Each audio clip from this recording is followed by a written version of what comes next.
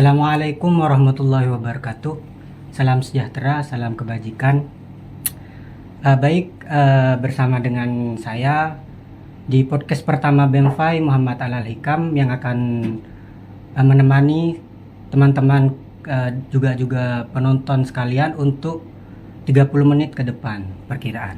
Nah, di sini sudah ada narasumber kita yaitu salah satu dosen di Universitas Nurul Jadid, Bapak Ahmad Sahida PhD, dan kami di sini akan membahas perihal isu yang sudah memang tidak asing lagi bagi kita, yaitu konflik yang ada di Palestina yang dikemas dengan tema Palestina, Indonesia, dan juga kita sebagai mahasiswa. Sebelum kita beranjak ke konflik yang sudah berkelanjutan ini, mungkin masih ada dari beberapa penonton sekalian yang belum tahu mengenai kronologi sebenarnya apa penyebab utama yang menjadi konflik ini berkelanjutan sampai beberapa puluh tahun ini. Nah, mungkin ada penjelasan terlebih dahulu mengenai kronologi atau penyebab utama konflik antara perang Israel dan Palestina di sini. Ya, terima kasih Saudara Al-Hikam dan selamat datang penonton di podcast pertama BEMFAI. Dan saya secara pribadi mengucapkan terima kasih karena diberikan kepercayaan untuk membahas isu yang lagi hangat. Dan yang kedua, ini adalah kelanjutan dari kegiatan BEMFAI sebelumnya yang menggelar acara tahlil di musala kampus terkait dengan tema yang sama. Bagi saya konflik ini adalah soal teritori tanah antara Palestina dan Israel. Tapi kita harus melihat lebih jauh bahwa di balik konflik itu sebenarnya yang terjadi adalah pertarungan geopolitik antara kuasa-kuasa besar di dunia. Jadi pada waktu itu kita tahu bahwa Kekaisaran Utsmaniyah yang menguasai tanah Arab pada waktu itu digoyang oleh Inggris, yang salah satunya adalah mencangkokkan Israel di situ. Jadi secara otomatis maka Israel itu menjadi kepanjangan dari kolonialisme baru menurut saya. Dan tentu pemicu yang paling dasar adalah peristiwa Nakba atau malapetaka ya, yang menyebabkan 500.000 orang-orang Palestina diusir dari tanah yang telah diduduki. Itu artinya apa? Artinya Israel telah melakukan penjajahan yang sangat nyata. Dan hingga ke hari ini ya, mereka yang terusir itu tidak kembali ke tanah airnya. Ya, secara sederhana kalau Al-Hikam dan teman-teman BEMFAI diambil tanahnya oleh orang lain, kan kita menuntutnya ya, secara pasti. Administratif ya, melalui perundingan. Tetapi Israel berdegil ya, dia memaksakan kehendaknya untuk menjadikan tanah yang dijanjikan oleh Tuhan itu sebagai Israel Raya. Dan alasannya alasan Talmud, kitab suci. Nah, klaim-klaim kitab suci ini yang menjadi masalah. Sebab itu masih multitafsir, dan orang Yahudi sendiri pun ya sebagian menolak terhadap agenda Zionisme untuk menjadikan tanah itu sebagai Israel Raya. Jadi bagi saya ini adalah persoalan kemanusiaan, tetapi saya ingin tegaskan ketika ada emosi keagamaan itu wajar ya, saya pikir. Karena kedekatan emosional itu pasti muncul, tetapi yang kami gelorakan itu kan persoalan kemanusiaannya. Ya. Agama bagi saya itu adalah etis. Ya. Jadi kalau kemudian emosi keagamaan itu ditujukan kepada persoalan kemanusiaan, maka kita punya hak untuk menuntut agar kedua negara ini kembali kepada kesepakatan awal. Jadi perjanjian Oslo itu menegaskan dua negara, batas-batas yang jelas. Tetapi Israel sepertinya memang betul ya, kata banyak orang, karena dia didukung oleh banyak kuasa-kuasa besar seperti Amerika, Inggris, Kanada, dan yang lain, mereka merasa bisa mengatasi seluruh tantangan dari masyarakat dunia. Dan poin yang terakhir saya mau tegaskan adalah ketika banyak negara dunia mendukung untuk gencatan senjata, tetapi ya terpaksa diveto, didukung hanya sebagian negara. Artinya kalau kita ikut demokrasi, seharusnya kan mereka tunduk kepada suara mayoritas. Iya. Ini menunjukkan bahwa Israel dan negara besar itu melawan banyak negara. Ya, menanggapi hal tersebut, seperti yang sudah juga banyak di beberapa media, Ya. apakah ada hubungan konflik ini, konflik Palestina dan Israel ini dengan Masjidil Aqsa? Oh ya, dan ini sebenarnya menurut saya soal klaim Masjidil Aqsa yang itu merupakan kota suci tiga agama sebenarnya. Jadi Yahudi, Kristen, Islam itu mempunyai hak yang sama sebenarnya. Kalau demikian, karena itu adalah tempat yang suci, ya mari kita duduk bersama untuk menjadikan itu adalah kota bersama. Jadi sederhana itu sebenarnya, karena secara religius ya, ketiga agama besar ini akarnya sama, adalah agama Ibrahim. Kalau kita menemukan pendekatan emosional serupa, kalau kita saudara, ngapain kita berantem memperebutkan ruang itu? Toh orang-orang Yahudi di tembok ratapan dia bisa beribadah, orang Kristen juga bisa hadir ke situ. Jadi di era Salahuddin Al-Ayyubi bahkan itu menjadi tempat yang damai bagi semua pemeluk agama. Oleh karena itu tidak ada lagi kekerasan terhadap orang Islam, terhadap Kristen yang dilakukan oleh orang Yahudi atas nama rasa eksklusif bahwa mereka pemilik yang sah terhadap tanah suci itu.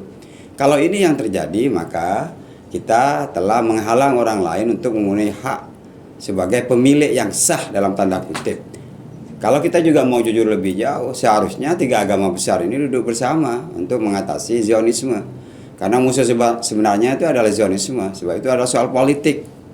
Soal ada segelintir orang yang ingin menguasai tanah itu. Kan sederhana sebenarnya persoalannya toh. Ini hanya mengulang kolonisme gaya lama. Ya. Nah, itu yang saya bisa sampaikan. Kalau melanjutkan perbincangan barusan, Ya. nah, apakah sebenarnya ada beberapa orang yang mengklaim bahwa perang yang sedang terjadi di Israel dan Palestina sekarang itu adalah cikal bakal dari perang dunia ketiga? Iya. Karena melihat ya konflik yang berkelanjutan dan juga beberapa negara yang ikut andil di dalamnya. Apakah menurut jenengan hal itu termasuk klaim yang patut terhadap kejadian yang sekarang ini? Saya adalah pasifis, orang yang suka perdamaian dan anti perang. Jadi atas alasan apapun perang itu tidak bisa dilakukan. Ya. Tetapi di dalam istilah real politik ya, memang perang tidak bisa dihindari. Tetapi kan perang itu untuk damai ya.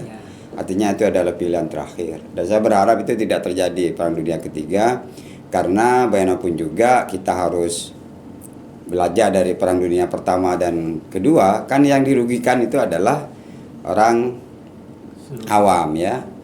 Ya mungkin para jenderalnya di belakang. Dan yang Anda perlu tahu adalah banyak orang menentang perang juga ya. Tidak hanya di negara-negara yang mendukung Palestina ya, negara-negara barat sendiri masyarakatnya juga menentang itu. Artinya bahwa ada banyak orang yang mulai sadar. Ini kan kembali kepada ketika ratusan ribu orang-orang di Amerika menentang aneksasi Amerika terhadap Irak. Ya, tetapi suara besar ini kan dibungkam oleh kekuasaan politik. Nah, kita berharap kuasa-kuasa besar itu, karena kata Noam Chomsky, negara besar itu bukan karena dia bisa menaklukkan orang lain, tapi dia bisa mencegah perang. Oleh karena itu, ahli filsafat dan bahasa dari MIT itu menegaskan mereka kerdil. Jadi sudah sepatutnya negara-negara yang ingin mencegah itu terjadi, ya, perang dunia ketiga ini adalah negara besar. Dan besar itu bukan karena persenjataan hebat, ya, kekayaannya luar biasa, tetapi adalah punya sikap moral bahwa perdamaian itu adalah jalan satu-satunya menunjukkan secara bersama. Jadi saya menolak itu prediksi itu sebenarnya, karena orang tidak akan mengulang kejadian serupa, ya. Sebab perang dunia kedua ke satu itu kan batas-batasnya bukan agama sebenarnya, ini persoalan geopolitik sebenarnya ya. Orang ingin menguasai dengan cara membagi dunia ke dua faksi ya, dua kubu A, kubu B. Dan yang terakhir yang perlu saya tegaskan terkait dengan perang ini adalah industri. Jadi perang itu selalu menguntungkan pihak industri senjata. Kalau saya ingin sampaikan di sini bahwa ketika perang Ukraina misalnya dengan Rusia itu yang untung adalah industri senjata di Amerika, dan pemilik saham di sana itu adalah orang-orang Republikan dan Demokrat. Jadi mereka bisa bertarung soal bagaimana berkuasa di Amerika, tetapi kalau soal uang mereka bisa bersatu. Jadi yang menyatukan itu uang. Makanya kita harus hati dengan uang, karena di balik perang itu ada uang yang digerakkan. Dan oleh karena itu kita berharap ya, meskipun Erdogan sangat keras ya dengan Iran agar Netanyahu dibawa ke meja hijau ya, karena dianggap penjahat perang, itu salah satu cara agar ini tidak menjadi perang tapi menjadi persoalan kemanusiaan, sehingga siapapun yang bersalah harus diseret ke Mahkamah Internasional untuk minta dipertanggungjawabannya. Dan kita uji apakah Mahkamah Internasional akan memproses ini. Kalau ini tidak terjadi, maka siapa yang besar ya, dia akan menindas yang kecil, dan itu akan terus berulang. Tidak ada kemauan moral dari pemimpin besar untuk duduk bersama dan setara. Dan ini perjuangan kita, artinya keberpihakan kita kepada Palestina itu bersyarat bahwa mereka adalah berhak di situ ya, persoalan kemanusiaan. Karena secara pribadi waktu saya di Malaysia, tetangga saya itu orang Palestina. Kemudian ketika saya belajar di Universitas Malaysia ya, teman saya Ismail Abu Jarrah itu orang Palestina. Ada hal-hal yang saya tidak bisa ungkapkan di sini ya, karena mereka secara jujur mengatakan apa sih yang terjadi di situ. Tetapi poin yang saya bisa sampaikan adalah bahwa orang-orang Arab tidak bulat suara gimana menyelesaikannya, yang pertama. Dan mereka juga traumatik karena ketika mereka sepakat untuk melawan Israel, perang 6-7 hari ya, mereka juga kalah. Nah, mereka mungkin berpikir bahwa perang itu bukan jalan untuk membantu Palestina. Tetapi yang perlu diingat adalah sekuat apapun Israel, tetangganya Jordania, Mesir ya, kemudian Lebanon, itu kan tidak dekat dengan Israel ya. Meskipun mungkin secara politik Yordania ada hubungan diplomatik, tapi kan sekarang mereka sudah mulai renggang dan hubungan diplomatiknya untuk sementara kemudian ditunda. Ini menunjukkan bahwa Israel itu negara besar dan tetangganya tidak suka kehadirannya. Itu lebih dari cukup untuk memenjara mereka secara batin. Dan yang perlu diperhatikan adalah liga yang diikuti oleh Israel itu Liga Eropa, bukan Asia. Itu menunjukkan bahwa mereka bukan bagian dari kita, mereka bagian Eropa. Nah, ini yang perlu saya sampaikan agar kita tahu ada yang salah ya, cara-cara dari kuasa-kuasa besar itu untuk meletakkan Israel di situ karena alasan-alasan moralnya lemah ya. Kemudian juga salah Zionisme menjadikan Talmud karena kitab suci itu justru merangkul semua agama, bukan kemudian menjadi alasan untuk menolak yang lain. Nah, itu yang perlu diperhatikan oleh semua orang. Berarti apa yang sudah diprediksi oleh salah satu filsuf Renaissance Francis Bacon itu perihal knowledge is power, yaitu sebuah pengetahuan itu akan bisa bisa menguasai. Dengan beberapa pengetahuan yang sudah manusia miliki, manusia itu akan mencoba mengeksploitasi yang lain. Dan hal itu juga sudah sangat terjadi pada masa saat ini. Dan apa yang diharapkan oleh salah satu filsuf juga Karl Marx itu juga perihal kesetaraan dan juga menerima menolak ya, bukan menerima adanya kelas dan itu tidak akan pernah terjadi. Melanjutkan hal itu, Indonesia sendiri sebagai sebuah negara yang pro terhadap Palestina juga melakukan beberapa tanggapan. Salah satunya yaitu pemboikotan produk yang mendukung terhadap Israel ya. Salah satu buktinya sekarang kita sudah tidak minuman kita sudah sekarang tidak lagi berproduk berlabel Unilever. Nah, mengenai hal tersebut juga ada beberapa hal yang perlu kita kaji ulang, atau yaitu mengenai pekerja-pekerja yang kena PHK. Nah, hal itu juga akan merupakan dampak negatif dari ketegasan atau hukum yang sudah ditetapkan oleh pemerintah Indonesia. Nah, apakah hal tersebut apa ya, di antara pertimbangan positif dan negatif yang Indonesia lakukan, apakah itu memang wajar sebagai pendukung Palestina? Ya, pertanyaan besarnya ketika ada anak NTT kemarin bertanya kepada salah seorang calon presiden, ya, kenapa kita jauh-jauh mendukung Palestina sementara banyak masalah di dalam negeri termasuk di bagian timur Indonesia. Yang pertama jawabannya adalah soal konstitusi, bahwa kita mendukung hak segala bangsa untuk merdeka, itu yang pertama. Dan Pak Karno sendiri menegaskan selagi persoalan Palestina tidak selesai, maka Indonesia akan terus menjadi bagian dari negara-negara yang akan mendukung kemerdekaan itu. Dan itu jelas ditunjukkan oleh anaknya Megawati. Secara politik hingga sekarang kita tidak punya hubungan diplomatik dengan Israel.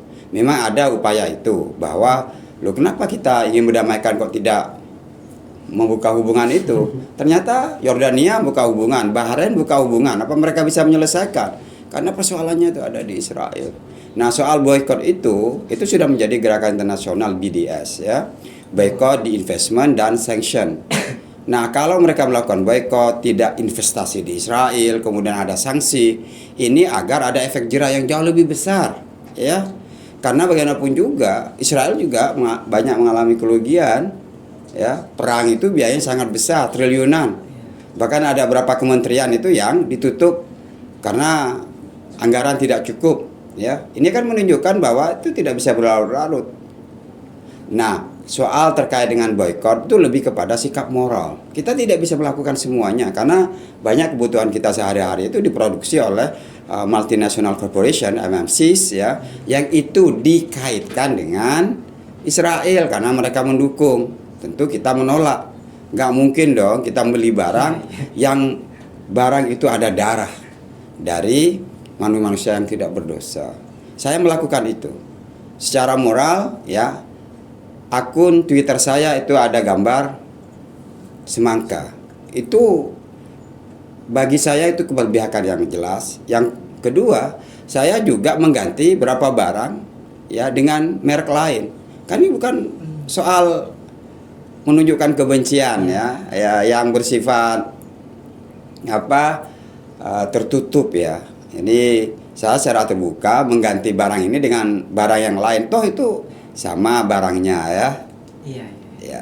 Jadi tidak ada masalah sebenarnya karena kita sudah merasa geram yang luar biasa. Kenapa tidak bisa dipaksa? Mudah-mudahan dengan sanksi ekonomi itu betul-betul bisa menjadikan Israel itu terjepit.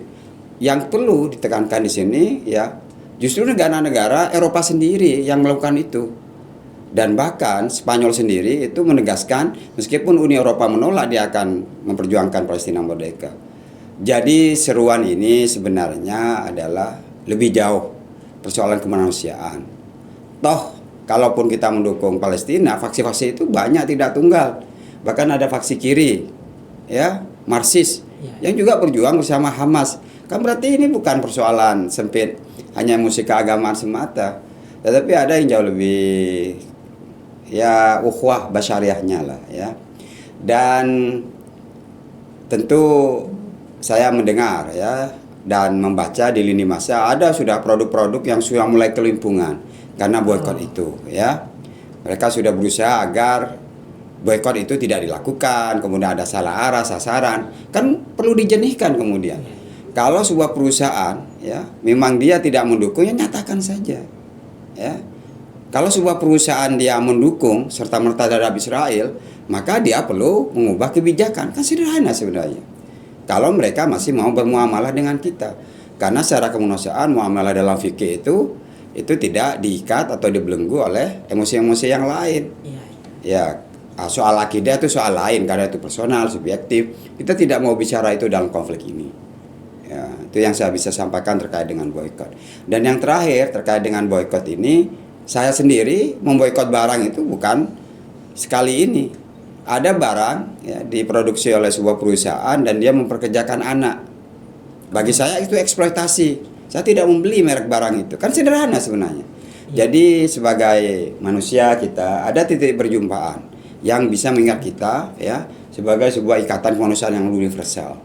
Tetapi ada ikatan emosi yang bersifat religius, dan bagi saya religiositas itu jauh lebih besar dibandingkan hanya soal agama, ya soal ibadah. Religius itu adalah batin, yang itu subjektif, dan biarlah orang-orang menemukan itu dalam kesunyiannya. Nggak perlu diumbar ke publik siapa yang paling saleh toh.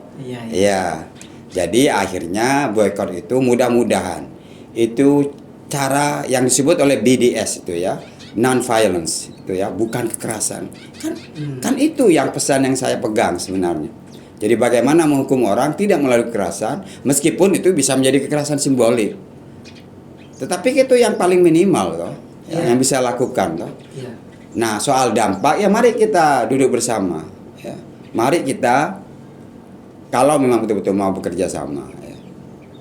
Apakah keraguan kita ini dibuktikan atau tidak, karena MUI sendiri ketika menyatakan itu fatwa tidak boleh membeli barang yang dikaitkan dengan Israel, dia tidak menyebut merek ya. Nah, oleh karena itu merek-merek itu justru dikeluarkan oleh BDS. Contoh sederhana, HP ya. Di rumah itu sebelumnya printernya HP saya tidak gunakan sekarang ya. Itu kan sikap moral yang perlu ditunjukkan. Kalau tidak jelas keberpihakannya, misalnya saya menyatakan di Facebook yang selalu dikaitkan dengan Sukemba yang pro Yahudi itu, saya nyatakan I stand with Palestine ya. Kurang apa saya menyatakan itu, termasuk Anda, termasuk yang lain. Kalau itu dinyatakan, mudah-mudahan mereka melihat konflik ini bukan soal emosi sempit, hanya karena si A terkait dengan emosi keagamaan ya atau bangsa ya. Saya bisa memahami Bella Hadid ya, dia mengambil resiko dicopot ya oleh agensi model hanya keberpihakannya, kan itu juga pengorbanan yang dilakukan oleh Bella Hadid. Nah, oleh karena itu ya kita sih tidak mau gagah-gagahan ya soal siapa yang paling heroik dalam hal ini, tidak ya. Kita mau setara. Yang perlu saya sampaikan kepada Alal Hikam dan teman-teman BMFI dan seluruh penonton ini adalah bahwa saya juga pernah belajar di Universitas Islam Negeri Yogyakarta di bawah dosen Yahudi Natalie Pose. Kami tidak ada masalah karena memang harus diakui syariahnya itu pasti dekat. Karena lahir dari bumi yang sama, kultur yang sama, pandangan dunia yang sama. Jadi kenapa yang dekat kemudian dipisahkan hanya soal konflik yang tidak selesai ini? Makanya perlu diselesaikan. Kalau dibawa ke area yang lebih dekat dengan kita ya, banyak konflik yang terjadi di masyarakat. Adik, kakak, karena berebut tanah dia bisa berbaku bunuh. Jadi persoalannya memang bisa sederhana itu, meskipun persoalan konflik Israel Palestina ini jauh lebih rumit, tapi bisa dijelaskan. Ini persoalan antara kuasa-kuasa besar dunia yang ingin membelah dunia, siapa yang berada di kubu A, siapa yang berada di kubu B. Dan negara Indonesia sebagai gerakan non-blok meskipun tidak berdaya, kan posisinya adalah jelas ya, dan tidak menjadi kekuatan yang ditarik ke kubu A atau kubu B. Dia ingin negara-negara ini setara. Dan kita akan terbuka kan, investasi diterima semuanya. Mendak itu menyatakan tidak ada dari pemerintah untuk melakukan boykot. Ya, itu kebijakan mereka. Tapi sebagai warga saya telah berpihak, dan barang apa yang saya boykot saya sudah nyatakan di akun Twitter saya ya. Dan Twitter adalah salah satu microblogging yang memberikan kebebasan, dan CEO-nya menyatakan tidak ada ya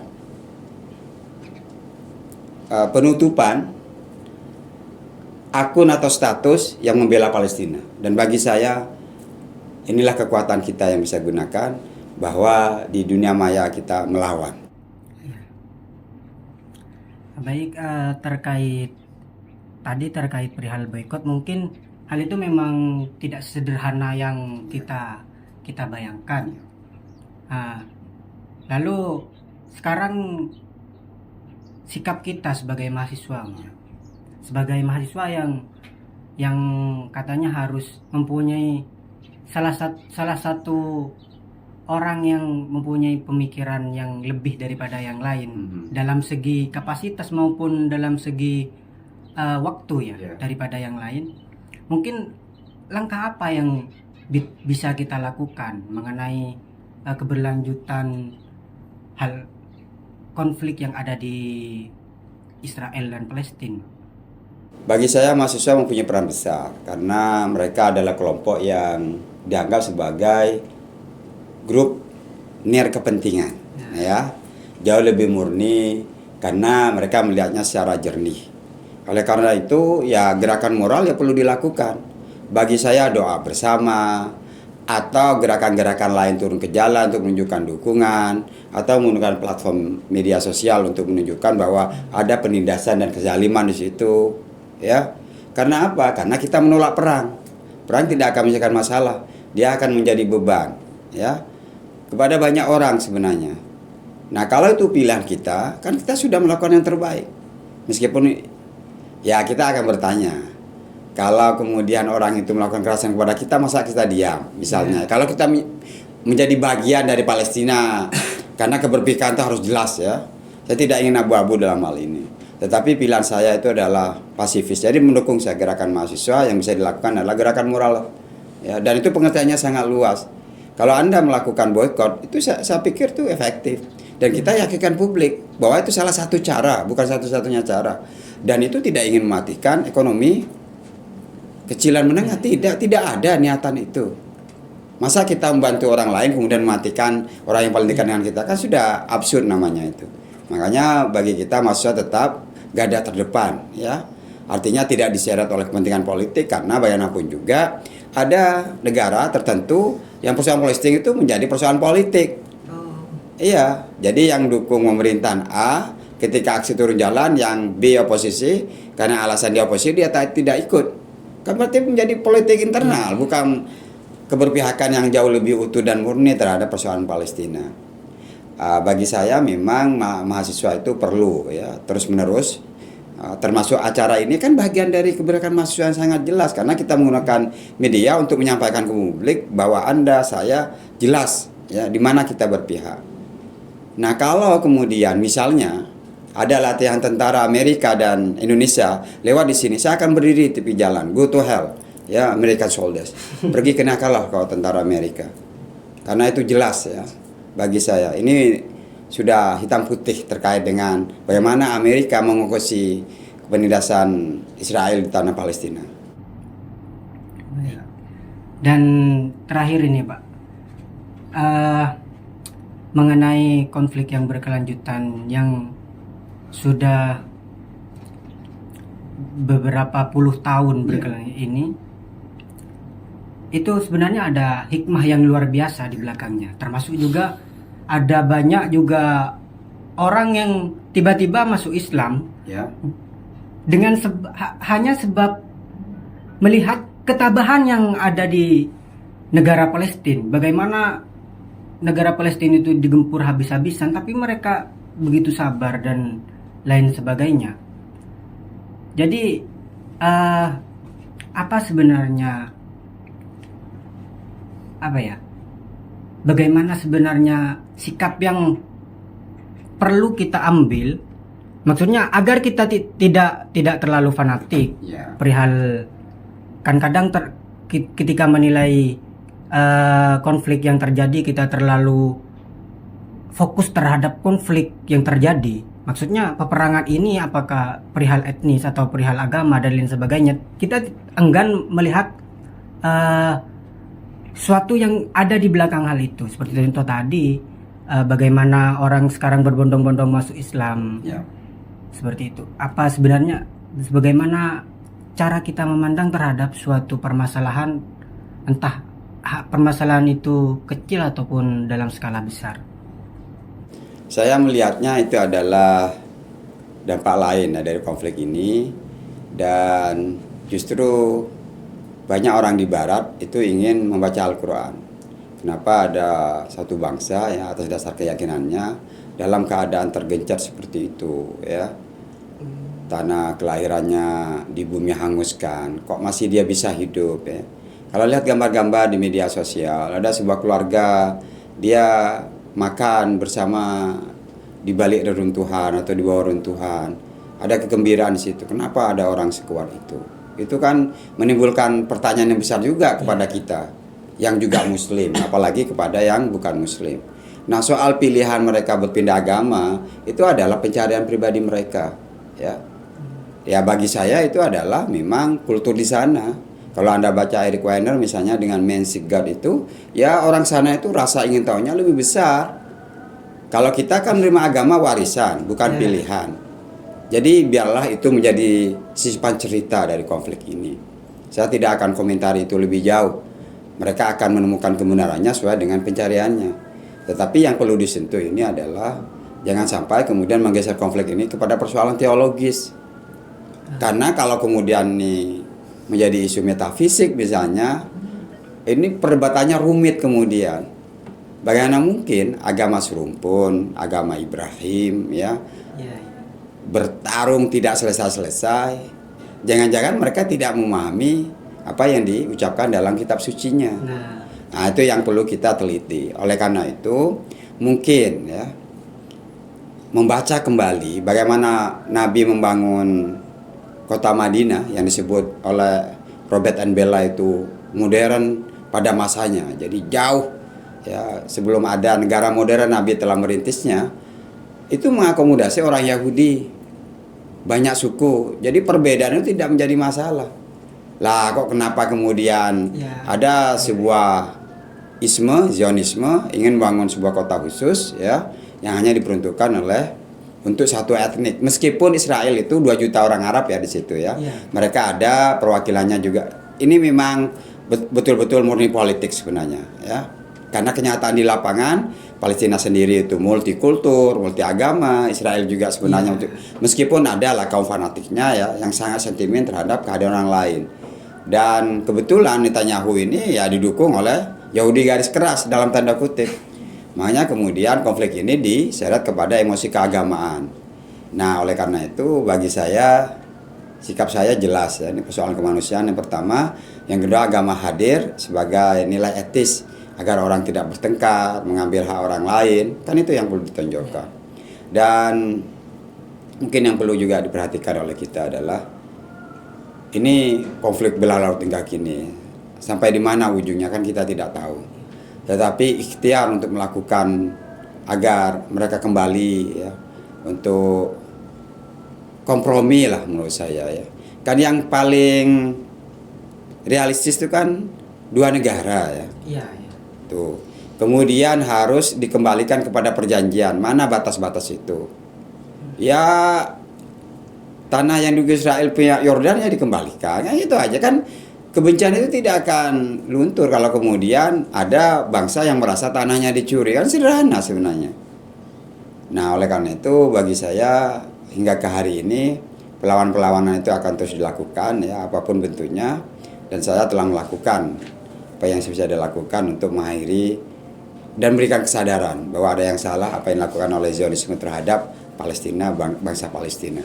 Nah, yang paling menarik yang mungkin perlu dilakukan ya, yang kadang saya berpikir banyak. Kalau kita baca Edward Said misalnya ya, betapa dia ketika di Amerika menulis banyak buku tentang dia tercerabut dari akarnya, dipaksa pindah. Dan ada sebuah gambar yang sangat menarik ya, ketika dia secara simbolis melempar batu ke seberang. Bagi seorang Edward Said yang sarjana melakukan itu ya, dalam tanda kutip simbol dari sebuah kekerasan, itu kan menunjukkan sudah tidak mampu ya untuk menahan kezaliman berlarut-larut ya. Nah, kalau dia hanya bermodal batu kecil kemudian dihadapi dengan tank besar, maka siapa Goliat, siapa David ya. Karena itu yang perlu kita lihat. Jadi bagi saya jelas Anda mahasiswa ya semuanya harus membicarakan ulang ya, membuka komunikasi dengan banyak pihak, menyuarakan bahwa terus menerus ya kan. Kalau tidak dilakukan ya sebentar lagi mungkin hilang, muncul lagi, hilang, muncul lagi. Tapi kalau tidak akan tuntas akan terus berlaku. Dan pesan yang lain adalah kekerasan itu terjadi di mana-mana, tidak hanya di Israel, di sini juga. Nah kan kemudian mereka menuntut apakah kita juga mempunyai sikap yang sama terhadap kekerasan yang berlaku di sini ya. Nah, pesan saya juga ya kepada teman-teman adalah kalau kita bisa membantu Israel, ya membantu dalam pengertian mengembalikan kesadaran mereka bahwa ada yang salah, ya kita lakukan, tunjukkan, karena mereka juga seperti dikatakan knowledge is power. Ya. pengetahuan itu bisa menjadi kekuasaan karena dia yakin bahwa itu tanahnya, itu kemudian menjadi kekuasaan mereka agar tidak bisa diambil orang lain. Kan pengetahuan yang salah itu. Ya. Nah, oleh karena itu bagi saya sekarang adalah menunjukkan kepada halayak, ya, kepada publik semua, masih ada ruang untuk kita terus menyuarakan. Dan mudah-mudahan ya dalam waktu dekat ini negara-negara, terutama negara-negara yang sekitar Israel ya, kan mereka tidak sepakat ketemu di Mekah ya. Kemudian Iran menyatakan agar diboikot pengiriman minyak ke Israel, tapi negara Arab tidak. Artinya kan di internal mereka tidak selesai. Gimana mereka menghadapi orang lain, uang mereka saja tidak bulat kan. Nah, mungkin divide and emperor ya. Jadi pecah dan perintah itu juga dilakukan oleh kekuatan-kekuatan di balik itu. Tanpa kemudian kita menggelorakan Israel itu besar, dia bisa memanipulasi agar orang tunduk. Tidak, ini ada persoalan di satu sisi secara pragmatis. Memang ada kepentingan-kepentingan tertentu ya, kekuasaan. Kenapa mereka masih tidak mengambil sikap seperti dulu? Raja Faisal misalnya. Kan itu juga bisa tekanan menjadi besar kalau kemudian mereka tidak ekspor minyak ke Israel kan? Iya. Ya itu. Nah, bagi saya sekarang ya, karena saya tahu bahwa di Timur Tengah ini memang rumit konfliknya ya. Jadi usaha Houthi untuk menyandera kapal-kapal yang dimiliki oleh Israel itu juga pesan moral bahwa negara Houthi, bangsa Houthi kan tidak besar, tapi melakukan sesuatu yang besar itu kan menarik sebenarnya ya. Kenapa itu tidak dilakukan Saudi yang dari segi ketentaraan jauh lebih besar misalnya? Karena memang kerumitannya di situ, ya. Jadi biarlah generasi baru ini bisa mengurai kerumitan-kerumitan itu, tetapi keberpihakan itu harus jelas ditunjukkan. Baik, mungkin apa yang kesimpulan yang dari tadi kita bahas itu adalah perihal sikap, perihal sikap baik secara individu maupun kelompok, dan juga perihal ini sebenarnya bukan yang perlu digarisbawahi lagi, bukan perihal agama, tapi memang murni dari geopolitik yang ada, dan juga pesan yang mencolok itu adalah sebenarnya sudah kita sering dengar, yaitu ibda binafsik. Sikap kita terhadap konflik ini harus tegas. Ya, kalau kita memang mau menolak ya jelas menolak dari semua aspek. Dan jika kita mau mendukung ya mendukung dari semua aspek. Nah, mungkin sampai di sini dulu podcast BEMFI perdana ini, dan nanti kita akan lanjut di part 2 di sebulan yang mendatang.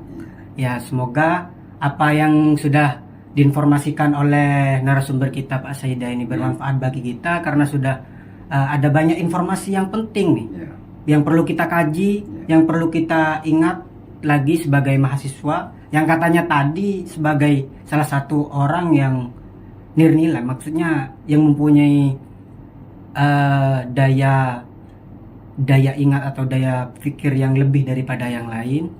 Semoga kami sebagai BEMFI konsisten, dan juga mahasiswa Nurul Jadid, juga mahasiswa yang lain, juga penonton sekalian bisa mendapatkan manfaat dari apa yang sudah kita perbincangkan dari tadi. Sekian, terima kasih. Assalamualaikum warahmatullahi wabarakatuh. Waalaikumsalam warahmatullahi wabarakatuh.